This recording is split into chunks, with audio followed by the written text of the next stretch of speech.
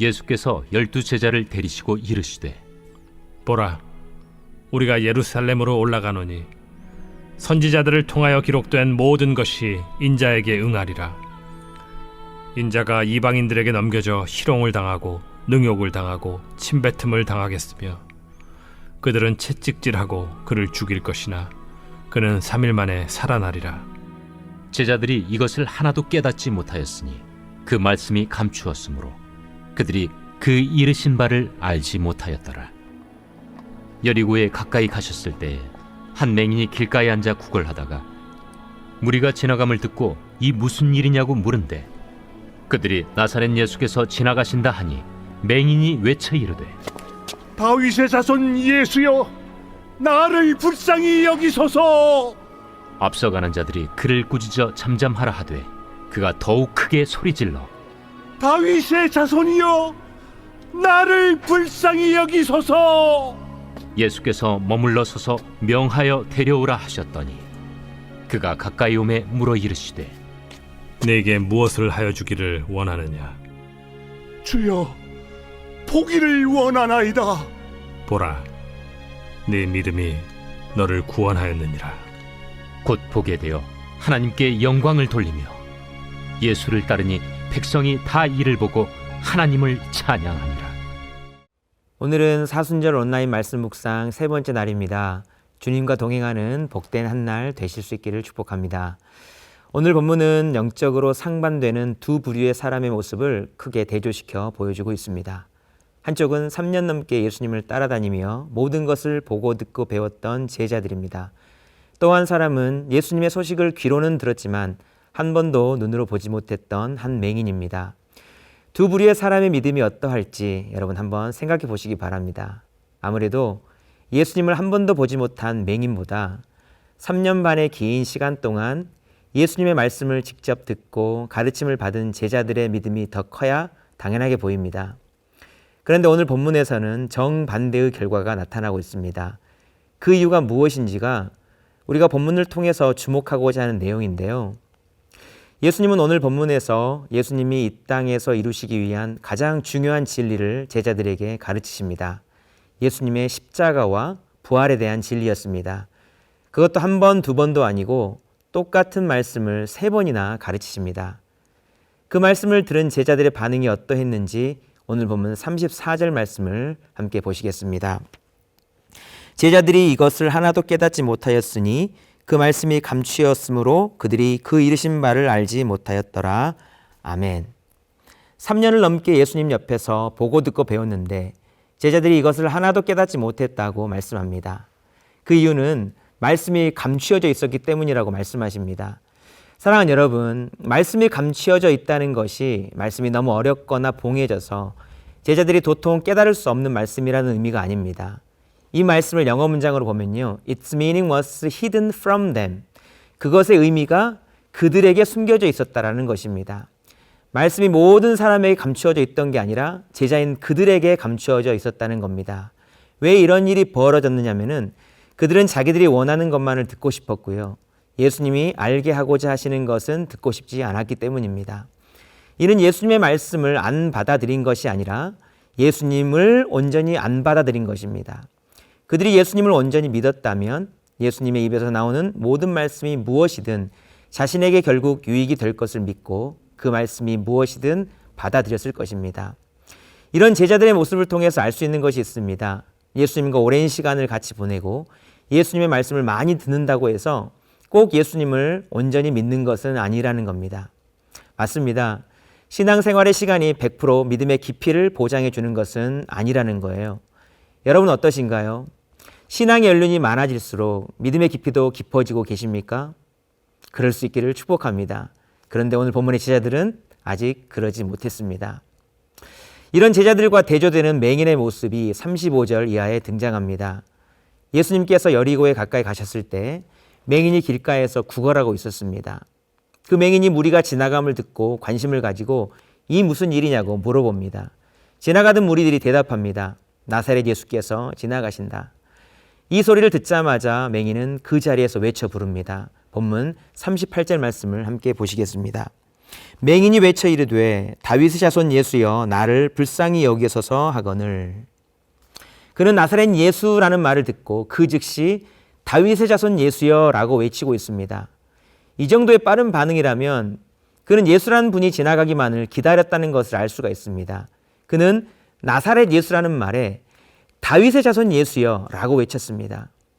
그는 길가에서 지나가는 사람들로부터 들은 예수에 대한 지식밖에 없었지만 그는 우리의 구원자가 될 분은 나사렛 옛 사람이며 다윗의 자손이어야 함을 정확하게 알고 있었던 것입니다.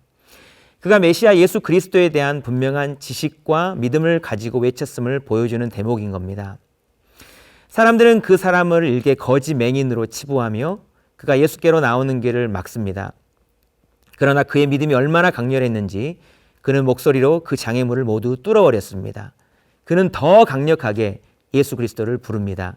본문 39절 말씀입니다.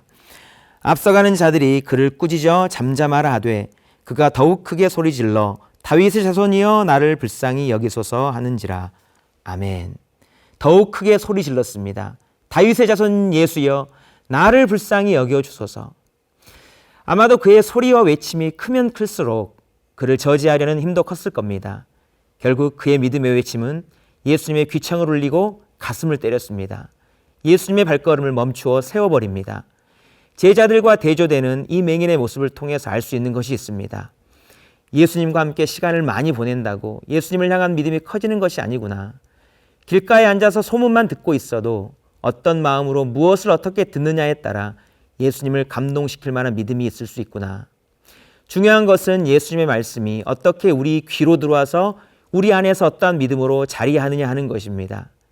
그것을 위해서 예수님의 말씀을 어떠한 마음으로 어떻게 받고 있느냐가 중요하다는 겁니다. 그의 마음이 중요했던 것이고 그의 간절함이 중요했던 거예요. 사랑하는 여러분, 제자들과 같이 주님과 많은 시간을 보내고서도 많은 말씀을 들었으면서도 결정적인 순간에 예수님의 말씀을 받고 믿지 못하는 자가 아니라 이 한 맹인과 같이 말씀을 귀하게 받을 수 있는 믿음이 저와 여러분 가운데 있게 되기를 축복합니다. 그래서 예수님을 감동시키고요, 예수님의 발걸음을 멈출 만한 그런 믿음, 예수님으로 하여금 주목하게 만드는 그런 믿음의 소유자들 다 될 수 있기를 주님의 이름으로 축복합니다.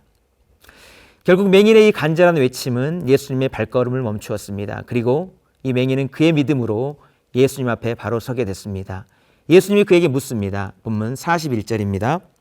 내게 무엇을 하여 주기를 원하느냐? 이르되 주여 보기를 원하나이다. 아멘. 예수님이 아무거나 다 쓸 수 있는 백지수표를 그에게 건넨 겁니다. 그는 백지수표에다가 그가 원했던 간절한 것을 하나 기록하죠. 주여 보기를 원하나이다. 예수님은 말씀했습니다. 보라, 내 믿음이 너를 구원하였느니라. 사랑하는 여러분, 그가 예수님으로부터 얻은 구원의 내용이 무엇인지 한번 생각해 보시기 바랍니다. 일단 먼저 그의 육신의 괴로움, 그의 눈이 떠졌습니다. 이것이 그의 구원이었습니다. 그런데 육신의 구원에서 그친 것이 아닙니다. 그의 육신의 눈과 함께 영적인 눈도 떠졌습니다. 그의 눈이 떠졌을 때 무엇이 보였을까요? 그가 그토록 간절히 보기를 바랐던 그를 구원한 예수님이 눈앞에 보였습니다. 그는 예수님을 보고 만나는 영광을 누렸습니다. 거기서 그치지 않았습니다. 본문 43절 말씀을 함께 보시겠습니다. 곧 보게 되어 하나님께 영광을 돌리며 예수를 따르니 백성이 다 이를 보고 하나님을 찬양하니라. 아멘.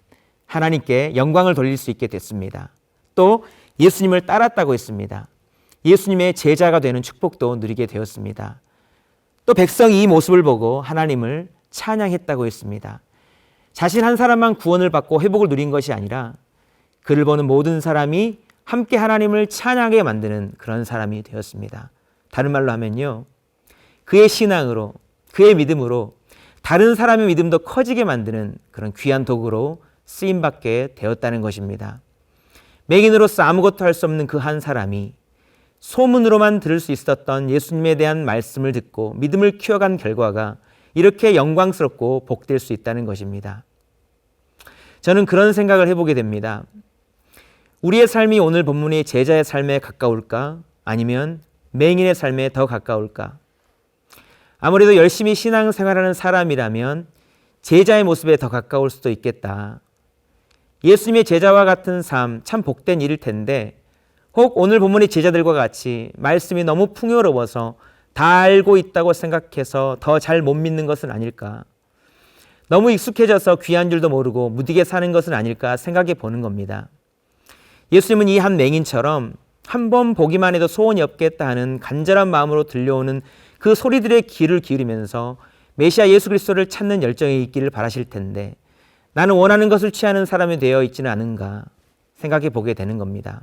사랑하는 여러분, 언제든 말씀을 들을 수 있다는 것은 축복입니다. 그런데 너무 풍요로워서 말씀이 귀하지 않게 되는 그런 사람이 되어버릴 수도 있는 겁니다. 정말 한 맹인과 같이 간절한 마음으로 말씀을 받는 열정이 저와 여러분 가운데 있기를 축복합니다.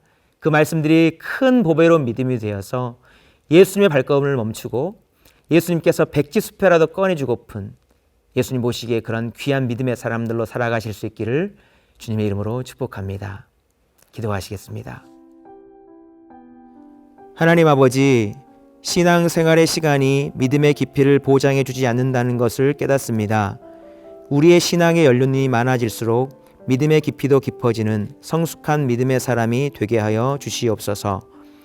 말씀이 너무 풍요로워서 말씀이 귀하지 않게 되는 그런 사람이 아니라 맹인과 같이 간절한 마음으로 말씀에 귀 기울이고 말씀을 받는 열정이 우리에게도 있게 하여 주시옵소서. 우리의 마음이 하나님의 말씀을 귀하게 받을 수 있는 마음밭이 되게 성령님 도와주시고 받은 귀한 말씀들이 보배로운 믿음이 되게 해 주시옵소서. 그리하여 예수님의 발걸음까지 멈추고 예수님께서 백지수표를 주어도 아깝지 않을 그런 믿음의 사람으로 영광 돌리며 살아가도록 우리에게 은혜를 베풀어 주시옵소서. 예수님의 이름으로 기도드리옵나이다. 아멘.